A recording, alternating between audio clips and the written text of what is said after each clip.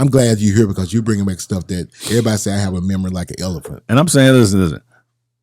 We're gonna have to chop this up. We're gonna have to recut this, but we're gonna keep going because we're gonna find some good stuff in here. This is gonna be a two-parter. Oh yeah, thank you. Y'all heard that? I like getting them on tape. So it's gonna be a two-parter. We're gonna have to cut this because it's too many. It's too much. It's too much. Yeah, it's way too much. It's a lot of history. Now you got me thinking. It's like, ain't it crazy? Yeah, dude. It is crazy because when people say, "Bobo, you did this and did that and did," I'm like, really?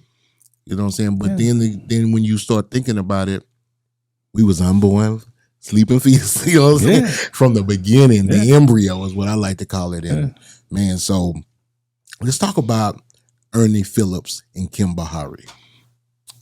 So Ernie, to know the story, so we didn't really get into what I'm currently doing now. I don't know how you do this. You put the bio up, whatever. But post Nemesis, went back to college, graduated, got into the record business as an executive, and spent the last 25 years working at Universal, Sony, and Warner Music. Yeah, one of those companies over the last 25 years, and then recently just went on my own and doing my own thing. Before that, once we started our record company, Barry Gordy was my hero. Now you left when you first went out on your own. Well, this is before that. I'm saying we get to that. Oh, really? So Barry Gordy was my hero. Russell Simmons, my hero, and Andre Harrell. Andre Harrell was my hero. Remember the record AM/PM on Profile? Dr. Jekyll, Mr. Hyde. Yes. Andre, which I was a nerd. I used to read everything. Andre had went back to school, got his degree, then got a record deal, then started Uptown Records. So as I'm looking at my life, I'm like, that's who I'm going to be. Okay. So Rich and Ken, because they were the managers managing All Hardy, I was managing Nemesis. Like when we formed Nemesis outside of All Hardy, because we went from Something Fresh to Nemesis. Long story, we deal with that later. But we went from Something Fresh to Nemesis. I was doing all the business. So following the copyrights, booking studio time, getting the business cards, all that stuff. So I kind of had this business acumen anyway. Like I'm walking around with a briefcase, but I'm also rapping. Yep. Like I got an old photo. We all got on suits. You got a briefcase. Like a briefcase in my hand, right? Yeah. We didn't know whether we were Houdini or UTFO or who we gonna be, right? A little bit of gangster. Right, a little bit. You know what I'm saying? Everybody had a little 25s. You remember that? So, dude, crazy. So, once we collectively came back to be Nemesis, I was like, okay, well, you're going to work with Rich and Ken and make sure all the business is straight. Already. So we were collectively doing this. I had a background in retail because I worked at Hastings Records. Okay. And when we weren't working, I would go work. When we weren't doing Nemesis stuff, I would go to the record store and work. Okay. So I was learning distribution and retail. And so once we had pressed up all the records, I was going around literally in my car. Thank you, Ron C. Already. My hoopty, 89 Grand Prix. And out the trunk. Going around, 79 Grand Prix, I'm sorry. And we would deliver CDs and vinyl and cassettes to the record stores. Consignment, yeah. Okay. Give them 10, give me $100. $10 a pop. They sell them for 15. At the point that we had started to not be able to meet our supply, a guy named Noble Wumble, shout out to Noble, I think he's in Mississippi or Louisiana now, promoter for Big State Distributors. Like, who are these guys selling these records? He called Katrina Scoggins and Mark Copeland from Hastings. And I worked for both of them. I worked for Mark at one store, I worked for Katrina at the other store. Who are these guys, Nemesis and Ron C? How they selling these records? What's going on? Pulled us in, brought us to Big State, and said, hey, listen, I think I get you a record deal. I need y'all to meet somebody. In comes Ernie Phillips. Okay. Ernie Phillips is a big time promoter. Anything on Atlantic Records in the 70s and 80s, he promoted it. He had a business partner, Kim Bahari, from Canada. Yeah. Brought them together. And so he said, listen, I can put you guys with Sleeping Bag, Tommy Boy, whatever, or Profile. We saw Profile. What did we see? Run DMC. Run DMC. We're Profile, that's it. Oh, yeah. But we refused to do the deal unless we would take both Nemesis and Ron C. And Profile was the only label willing to take both groups. See, I never knew that. Yeah. Okay. So, You're educating me. See, you have to realize back then, Bobo was just a roadie. You know what I mean? I was a fly on the wall. I wasn't Soaking up the game. Yeah, I wasn't even thinking about being in the music industry at all. You know what I mean? I was just throwing my own parties, you remember? Romeo's. But yeah, so just a side note. Yeah.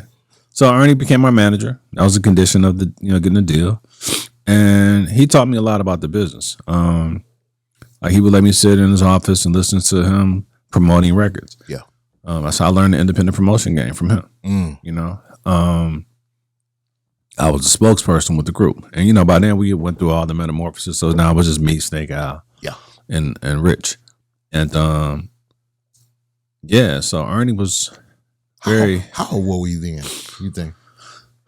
So freshman year, so 21.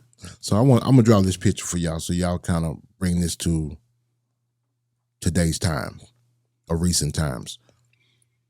We were so young, and like I said, I wasn't even thinking. These guys were a lot more savvy than I was when it came to music industry things. But the first time they took me in, I think it was off of Alpha. Alpha Road, yeah. Took me to Ernie Phillips and Kim Bahari's office.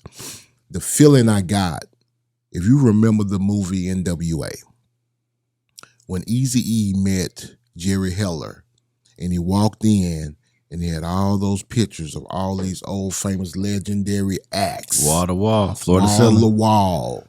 I said, who are these guys? And the office was plush. It wasn't nothing like we had seen. First of all, Oak Cliff Cat. See, they're from North Dallas. So Oak Cliff Cat, we got here by the Galleria. You know what I'm saying? That's special enough. You know what I mean?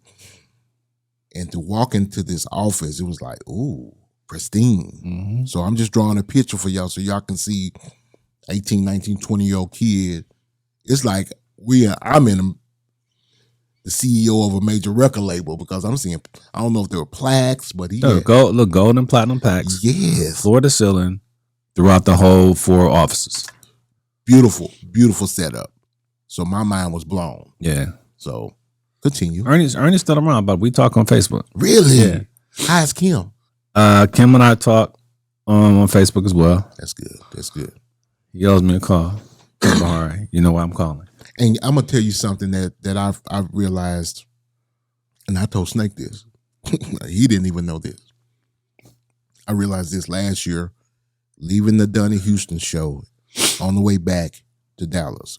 I'm watching the Ghetto Boys podcast, and Mac is on there. Wow. You know who that is? Yeah, who? That's the little boy Mac that used to be down with Ernie and Kim. You remember they had the the little kid. That's who that is. Wow, that's funny. Yo Records. Yo Records. I called Snake with that. He said, no way. Hilarious. That is hilarious. Ernie was ahead of his time. Ahead of his time. So Mac from No Limit is the same Mac that was down with Yo Records as a little boy. So he was already seasoned as an artist. So Ernie and Kim Bahari, they were very important. Didn't they start Midwest Records? Midwest Records and Yo Records. And that's how I kind of learned the business from a corporate side. Yes. And, when I transitioned out of Nemesis, like Ernie was like, listen, what you want to do? So I'm going to go back to school. I said, all right. Put me on the phone with Corey Robbins. Corey said, listen, you're going to have a future in this business. And And the rest is history. Rest is history, as they say. So from my point of view, this is what I saw. This is what I heard. I'm in Port Arthur. Next thing you know, I start hearing, of course, you going back to college. I was like, I ain't going back to school. But when you finished or during that time, I did hear the Barry Gordy in Motown. Was there ever a venture that you decided to go work for one of your idols? Well, Barry was chairman emeritus at that point. The chairman of Motown when I was there was Gerald Busby. God bless, man. I'm sorry, Uncle Gerald. Who I met only a few times, and whenever I met him, but he was so charismatic and so cool. But I got introduced to Motown through a gentleman named Mike Kelly. Okay. And I met Mike Kelly through the radio station because I was working for a young lady named Helen Little. Okay. So when I was in college, when I went to college, right? I went back to school. I had 2 jobs, had an internship. I didn't even see you no more. I did everything, right? And so working for Helen and Tom Calicochi at 100.3 Gems, Russ Parr, Fridas, White Gary, Nick at Night, Spud, that was the crew back then. That was Keith Solis. That's who was at the station. Interning, then became board op, then became Friday night jock, right? Like late nights, overnights, like get 1 break per hour for 4 hours. That was it. Okay. Then I ran the Wendy Williams and Vinnie Brown show. Met Mike. Mike was Queen Latifah just signed. This was the More Music, No Rap on the Radio days. Yes. Mike like, hey, listen, you seem like a good cat. What do you know about hip hop? Whatever. I'm like, oh, I am hip hop. He's like, yeah, I lived it. I am rap, right? Yeah. He said, try to help me get this record on. And Helen was teaching me about programming. And she basically said, listen, I love the song, but what am I going to take off the radio to put this on? I was like, we'll figure it out. Anyway, record gets on. Mike says, I like your swag. Seem like a nice kid. Would you like to work in Motown? I'm like, do I want to work in Motown? Where do I sign? For real. Like, how can I be down? So where did you have to move? So this is what happened. The program director now at the station was like, you got to make a decision. You want to do radio, you want to do records. He literally said to me, if you think you'll be a record rep in the next 2 years, go ahead. I said, okay, cool. I quit. Went to work in Motown. A year later, I walked in as the rep. When I got to Motown, I was working street team for Mad Sounds, which was the rap label for Mercury Records, worked Black Sheep. Yeah. Dress. Absolutely. And just learned everything from Mike. Okay. And Mike taught me about being a professional. Mike taught me about listening. Mike taught me about anticipating needs. Honest days work for honest days pay, right? Being a man of your word. Don't worry about nobody else. Do your thing. Don't worry about the money. It's going to come. Already. And Mike decides to go to New York to work for Sylvia Run at Elektra Records. Here I am, fresh out of college. I'm working on the national mix show team with Mercury Records, which is part of the Polygram building, which Motown was in, and still assisting Mike until he leaves. Michael Johnson, who was the VP at the time at Mercury, met him. He's like, hey, listen, I got an opportunity for you. What you want? I said, yeah. So I did that. So I had a job waiting when I got out of school.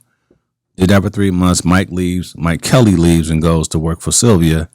I interviewed with James Cochran, who works for Gerald Busby, get the Motown job. And you had to move where? I stayed in Dallas for 2 years. Okay. Stayed in Dallas for 2 years. Gerald left. Andre Harrell took over. Met him through Clark Kent, who was a friend back in the day. Clark, our relationship. Oh, yes. And about a year in, I just, I got the itch. The opportunity came at MCA Records, which is now, Universal Republic. And I moved to New York. It's your girl Jazzy K with Super Tight TV. We want to thank everyone that's been watching. Hey, if you do us a favor and hit that subscribe button, also press the notification bell so you can be notified every time we drop a new video. Know I'ma get some game tuned in with Super Tight, yeah. I get the low from Big Bobo, from the front seat, not no photos.